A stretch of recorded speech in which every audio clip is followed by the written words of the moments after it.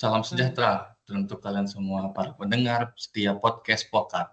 Apalagi kalau bukan podcast kelompok 4. Back again with me as a host, right now, right here, dengan bahasan pada hari ini, yaitu apa yang sudah kamu pelajari selama 4 hari ini, dalam hal ini yaitu pembelajaran selama pelatihan dasar. Saya Taufik Ferensyah, bersama 4 rekan CPNS kita yang luar biasa. Kita akan berbagi pengalaman dan pemahaman diri terkait 4 hal penting, yaitu wawasan kebangsaan dan bela negara, isu-isu kontemporer, algoritma kebangsaan, dan teknik analisis isu. Baik, sudah hadir bersama kita semua di sini para narasumber yang kelihatannya sudah semangat sekali untuk berdiskusi atau ngobrol gitu di podcast Pokat saat ini. Boleh untuk teman-teman narasumber semuanya kembali memperkenalkan dirinya kepada para pendengar setiap podcast Pokat. Silahkan kepada rekan-rekan semua, mungkin dari Kak Shofu. Oke, baik. Halo semuanya, kenalin nama aku Halo. Sofura Salma. Aku dari BP2JK Wilayah Riau dengan jabatan fungsional Pranata Komputer Ahli Pertama. Salam kenal. Salam kenal. Selamat datang kembali juga Kak Shofura, Halo. Salma. Lanjut kepada Kak Syifa Salsabila, dipersilahkan. Oke, terima kasih Taufik atas kesempatannya. Salam kenal semuanya. Saya Syifa Salsabila, biasa dipanggil Syifa. Saya adalah CPNS Jabatan Fungsional Pengelola Sumber Daya Air Ahli Pertama di Balai Besar Wilayah Sungai Sumatera II, Medan. Hai. Halo, selamat siang Kak Syifa Salsabila. Lanjut lagi ke Kak Suryani Octavia, dipersilahkan. Kenalkan, nama saya Suryani Octavia, Jabatan Fungsional Perencanaan Ahli Pertama di Balai Wilayah Sungai Sumatera Barat. Hai. Halo Kak Suryani. Halo. Lanjut lagi ya ke Kak Tari, dipersilahkan.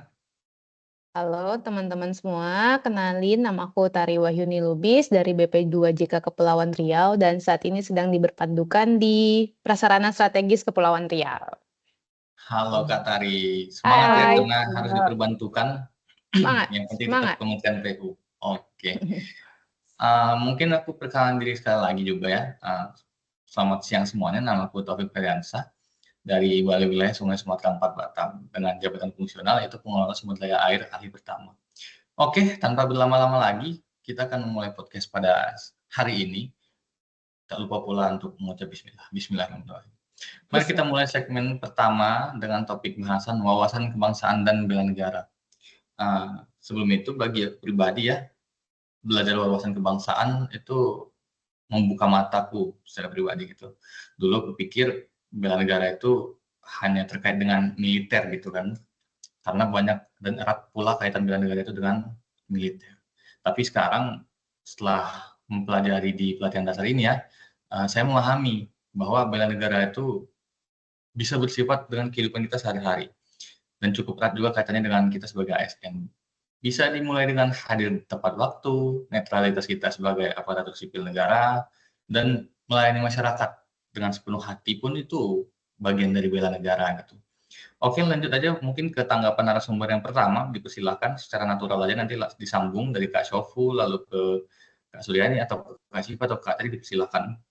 Bagaimana tanggapannya? Siap. Oke, baik. Terima kasih banyak, Taufik. Nah, mungkin kalau dari aku setuju sama Taufik tadi mengenai bela negara. Nah, kalau misalnya kita bicara nih tentang wawasan kebangsaannya ya. Jadi kalau dari materi yang disampaikan, itu aku pelajari itu ada beberapa titik yang jadi sejarah penting perkembangan Indonesia.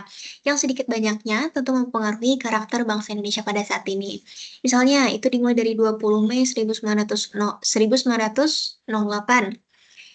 Itu berdirinya organisasi Budi Utomo. Lalu 30 April 1926 adanya Kongres Pemuda yang pertama, 27 sampai 28 Oktober 1928 itu ada Kongres Pemuda kedua. Terus pada 1 Maret 1945 itu didirikannya BPPKI dan 7 Agustus didirikannya PPKI. Dan dari beberapa titik ini aku belajar kalau misalnya ternyata sejarah bangsa kita itu untuk merdeka itu panjang.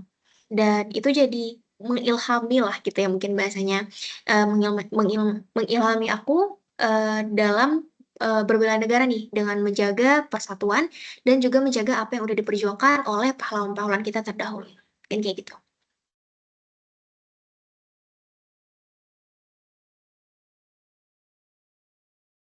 Ya, mungkin dilanjutkan ke Kak Suryani, bagaimana tanggapannya? Oke, menurut aku ya, modul wawasan kebangsaan ini membuka mata bahwa persatuan bangsa itu sesuatu yang rapuh kalau tidak dijaga. Kita belajar dari kasus bubarnya Uni Soviet, Yugoslavia, Cekoslovakia, sampai United Arab Republic. Semuanya bubar karena persatuannya tidak dirawat.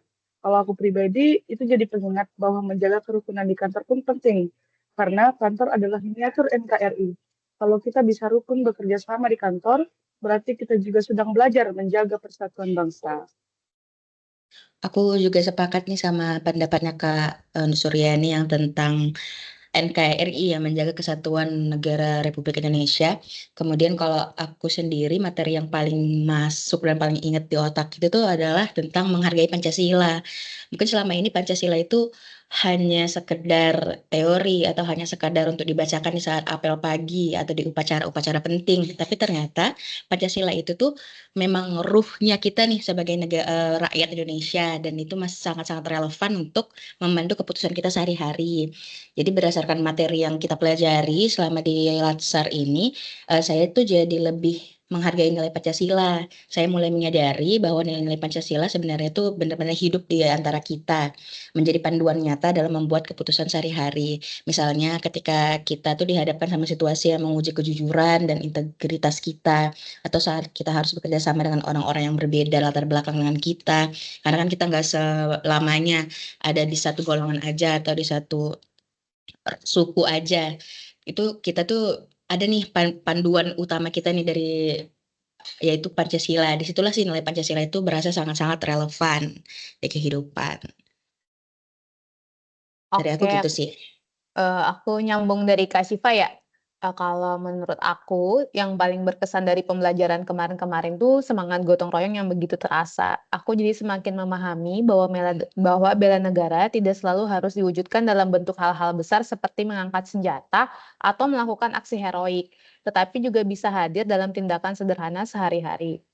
Ketika kita mau bekerja sama dengan rekan-rekan di kantor, saling membantu, saling mendukung, dan berkontribusi sesuai kemampuan masing-masing, sekecil apapun itu, sebenarnya kita sudah mengambil bagian dalam menjaga dan membangun negara. Dari situ aku belajar bahwa kekuatan bangsa justru lahir dari kebersamaan dalam hal-hal kecil yang dilakukan dengan tulus. Itu sih. Oke, menarik sekali ya penyampaian dari teman-teman semua, dari Kak Syofu, Kak Suryani, Kak Syifa, dan Kak Tari. Jadi ternyata bela negara itu memang tidak harus bersifat heroik gitu. Nggak mesti kita harus ikut turun ke dalam medan, tapi bisa juga dimulai dari diri sendiri dan hal-hal kecil. Juga diterapkan secara langsung dalam kehidupan sehari-hari, dalam bermasyarakat maupun pribadi. Jadi seperti segmen pertama ini, yaitu membahas wawasan kebangsaan dan bela negara ya, bahwa wawasan kebangsaan itu memang diperlukan seperti kata Kak Syofu, kita dengan menambah wawasan untuk memahami uh, histori masa lalu kita sebagai negara Indonesia, bahkan atau belajar bagaimana mengingat perjuangan para pendahulu kita dalam membentuk negara Indonesia ini juga. Seperti dengan apa yang disampaikan oleh Kak Suryani dan Kak Syifa juga, bahwa penerapan Pancasila itu begitu penting dan perlu kita lakukan dalam kehidupan sehari-hari untuk bermasyarakat gitu, untuk membangun kerukunan di dalamnya. Serta juga apa yang disampaikan oleh Kak Tari ya, bahwa memang gotong royong itu menjadi salah satu bentuk dari bela negara itu sendiri. Kenapa? Karena dengan gotong royong itu pun kita bisa membangun keadaan yang harmonis gitu sesama tetangga, rekan kerja, dan sebagaimana macamnya. Jadi kita ikut turut serta pula dan andil ke dalam menjaga kerukunan dan persatuan negara kita Indonesia.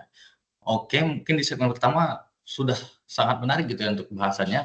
Kita bisa lanjutkan lagi ke segmen selanjutnya, yaitu segmen kedua dengan bahasan isu-isu kontemporer gitu. Kalau bicara isu kontemporer, aku paling sadar pada literasi digital gitu. Aku pernah hampir ikut menyebarkan hoax. Itu memang baik banget itu, karena memang kurang dalam menggali lagi literasinya. Tapi justru setelah mempelajari bahwa literasi digital sangat penting untuk dilakukan ya, dalam bentuk menerima informasi apapun gitu. Jadi sekarang saya lebih berhati-hati dan lebih waspada lah gitu. Karena pun juga sebagai kita yang notabene-nya aparatur sipil negara ya, kita harus jadi penjernih, bukan justru penyebar kebingungan dan ikut serta menyebarkan hoax itu sendiri. Mungkin bisa dilanjutkan bagaimana tanggapan atau penyampaian apa dari teman-teman semua? Maaf.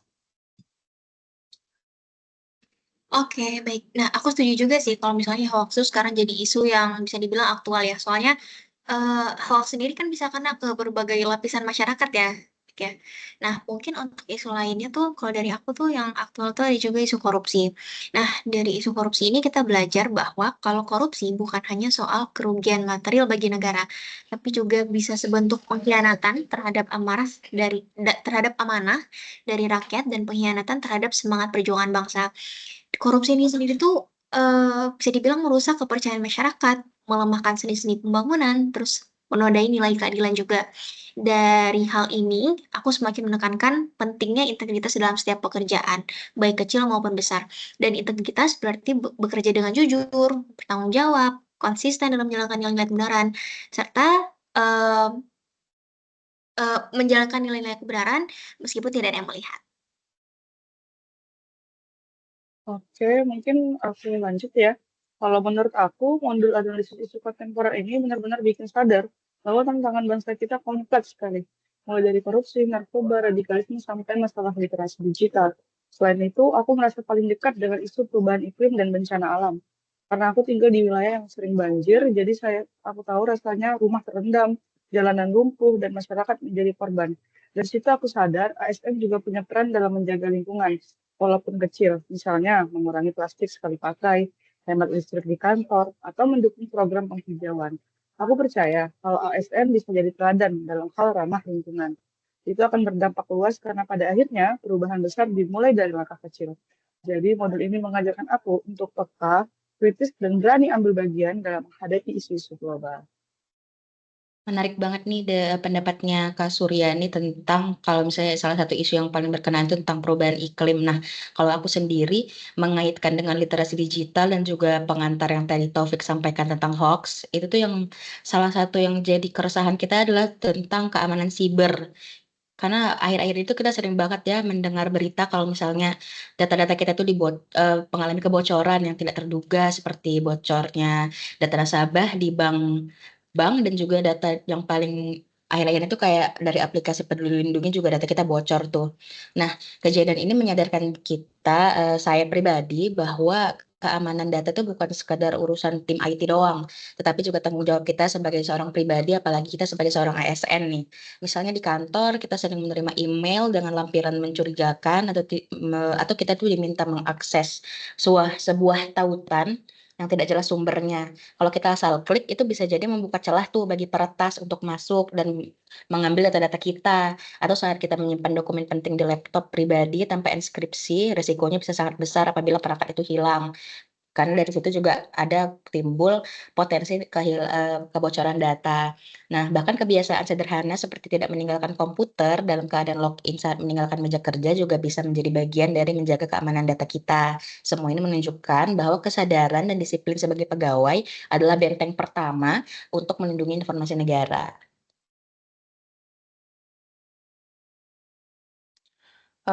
Kalau aku lebih menyoroti dua isu strategis yang saling berkaitan dan berdampak jangka panjang, yaitu narkoba dan radikalisme.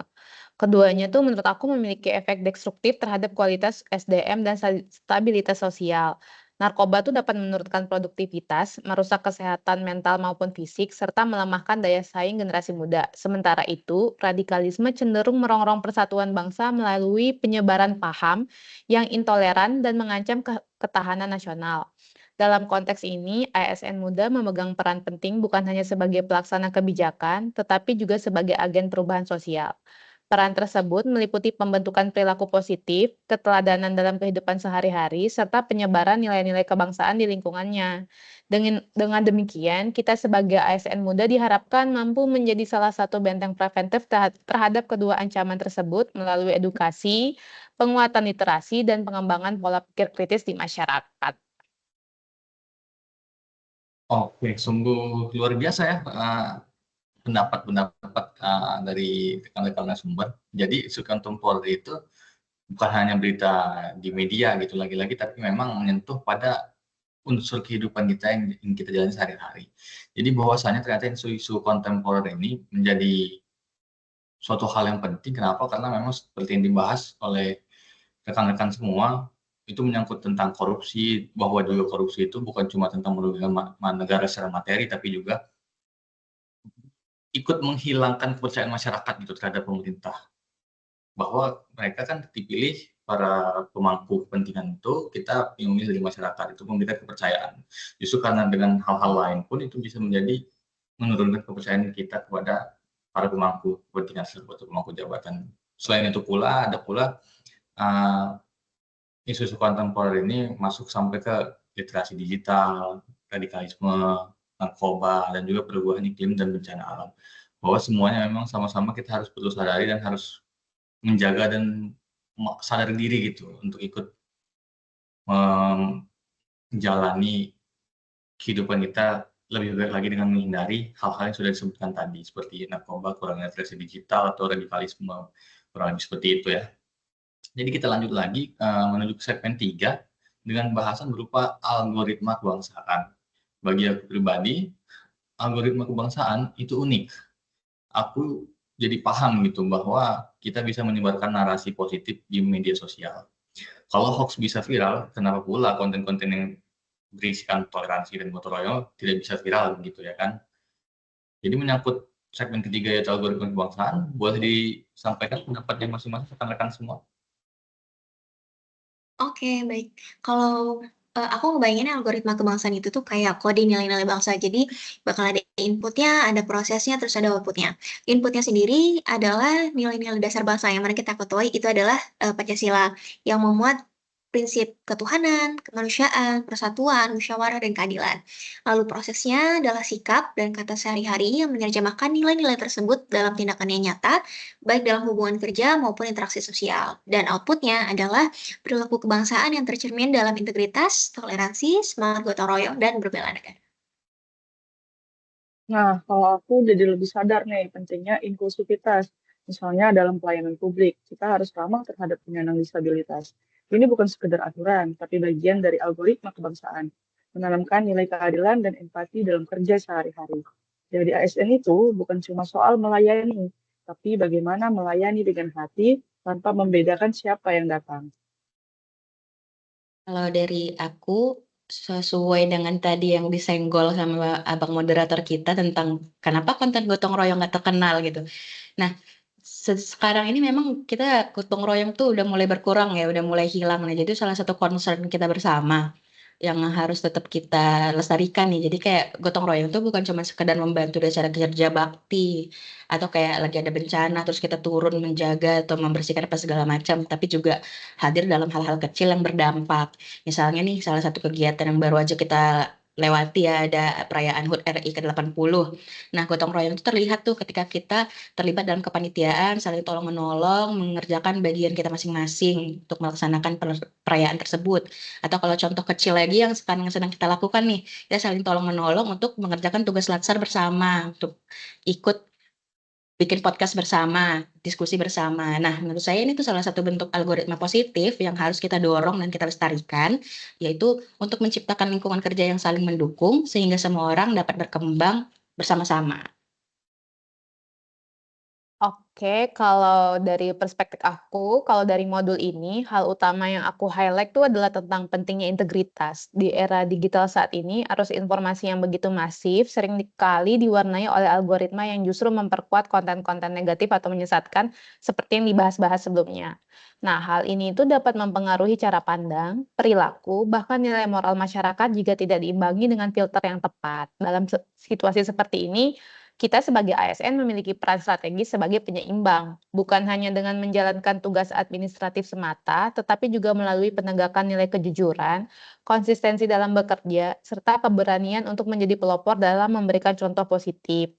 Dari pembelajaran juga dapat dipahami, integritas itu bukan lagi sekadar prinsip individu, melainkan sebuah mekanisme sosial yang mampu mengarahkan ekosistem digital ke arah yang lebih sehat, konstruktif, dan berorientasi pada kepentingan publik. Setuju banget sama apa yang narasumber kita siang hari ini sampaikan ya. Jadi kita semua punya peran aktif mengisi algoritma digital gitu dengan nilai-nilai kebangsaan. Jikalau semua generasi muda pada saat ini yang merupakan ujung tombak masa depan bangsa kita gitu, aktif dalam menginfluence atau menyebarkan konten-konten maupun berkampanye tentang nilai-nilai kebangsaan, maka dapat dipastikan, mungkin teman-teman semua juga setuju, begitu juga dengan pendengar-pendengar podcast Pokat kita, bahwa bangsa ini akan berkembang menjadi lebih baik lagi gitu. Mungkin kita sedikit highlight lagi ya tentang gotong royong yang mungkin bisa kita angkat menjadi sebuah algoritma kebangsaan gitu. Bahwasanya gotong royong ini merupakan peninggalan dari leluhur kita gitu. Nah, itu sudah diterapkan gitu oleh contohnya mungkin teman-teman semua bisa tahu ya Pandawara Group. Pandawara Group tuh sangat-sangat menginfluence gitu dalam hal menggotong royong dan juga menyenggol kemana ke isu masalah kebersihan, masalah sampah khususnya di bagian sungai gitu. Apa yang mereka lakukan itu sangat-sangat membantu algoritma kebangsaan dengan menyebarkan nilai-nilai gotong royong itu sendiri dan juga peduli ya kan, kesadaran menjaga lingkungan bersama, tidak membuang sampah, ikut pula membersihkan lingkungan yang memang sebenarnya bukan tugas, justru sebenarnya tugas masyarakat memang untuk menjaga lingkungan masing-masing. Nah, Pandawara hadir sebagai generasi muda untuk mengingatkan dan mengajak kembali bahwa dan mengingatkan kita harus menjaga lingkungan itu supaya tidak masuk ke dalam dampak yang lebih luas lagi gitu berupa bencana, banjir dan lain sebagainya.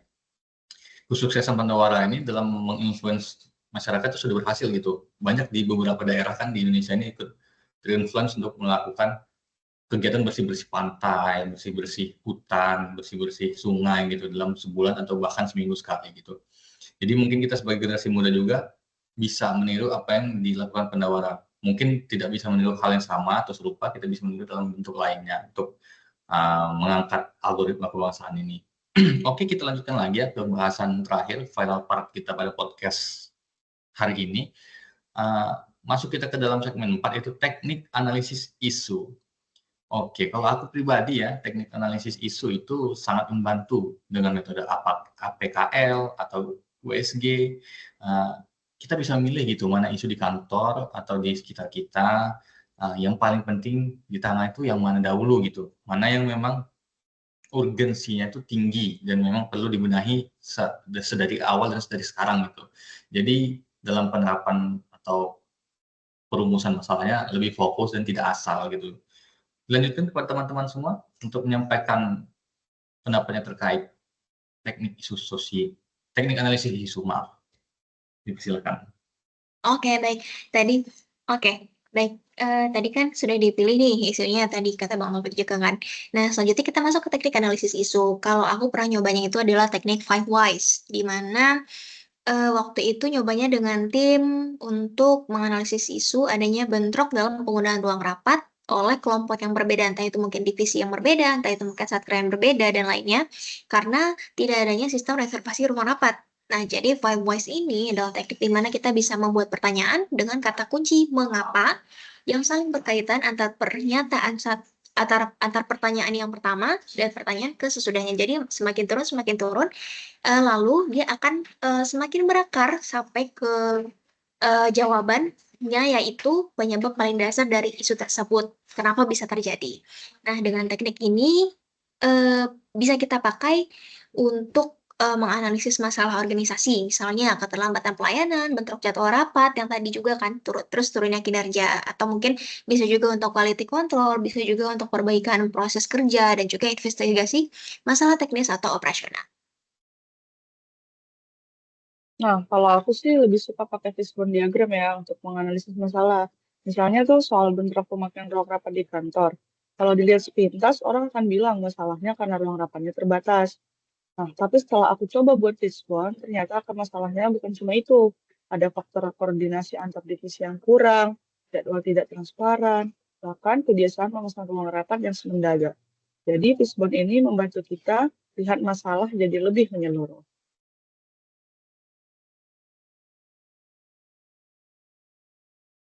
Kalau tadi Mas Sofi bahas 5 whys, terus Kak Suryani bahas fishbone diagram, aku tuh tadi teringat juga sama materi kita, Pak Beni itu menjelaskan kalau kita tuh harus menganalisis sesuatu itu berdasarkan data dan fakta yang ada. Nah, jadi Data itu dibutuhkan agar kita dapat menganalisis isu tersebut sehingga dapat memberikan solusi aktual yang tepat guna dan tepat sasaran.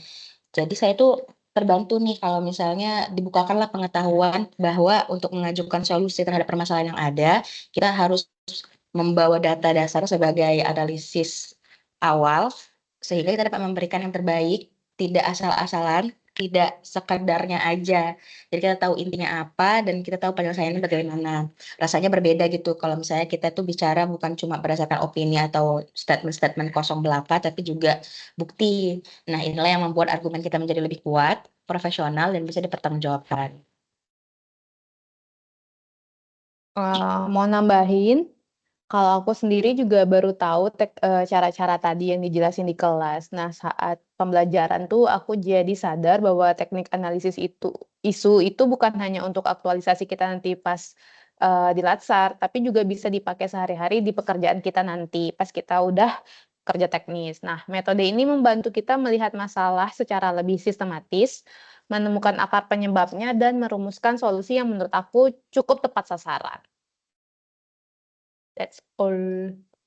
Oke, aku sangat amat sepakat ya dengan penyampaian dari keempat narasumber kita, bahwasanya dengan analisis yang tepat, kita bisa memberi solusi yang berdampak nyata dan efektif untuk diterapkan atas dasar kepentingan bersama maupun pribadi.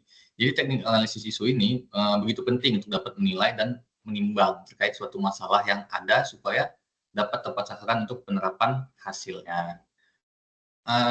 Dari diskusi pada hari ini dengan tema wawasan kebangsaan dan bela negara, isu-isu kontemporer, algoritma kebangsaan dan teknik analisis isu, kita dapat memahami atau mempelajari bahwasanya bela negara bisa dimulai dari sikap sederhana.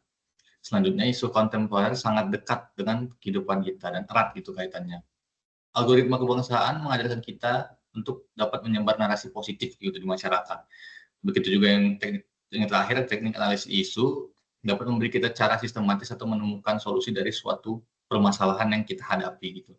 Oke, di penghujung podcast kita pada siang hari ini, terima kasih kepada narasumber tentunya atas insight dan masukan yang diberikan serta refleksi diri dari masing-masing narasumber yang teramat sangat luar biasa dan juga tentunya kompeten para Kartini-Kartini muda penerus bangsa kita hadir di sini di tengah-tengah kita 4 wanita terbaik ini. Bisa kita ulang lagi perkenalannya, itu Kak Syofura Salma, Kak Syifa Salsabila, Kak Sudana Octavia, dan Kak Tari Wahyuni Lubis. Semoga podcast ini, podcast Pokat, yang para pendengar kita setia dan rutin dengarkan, ini dapat bermanfaat gitu bagi ASN muda lainnya dan juga masyarakat secara umum gitu.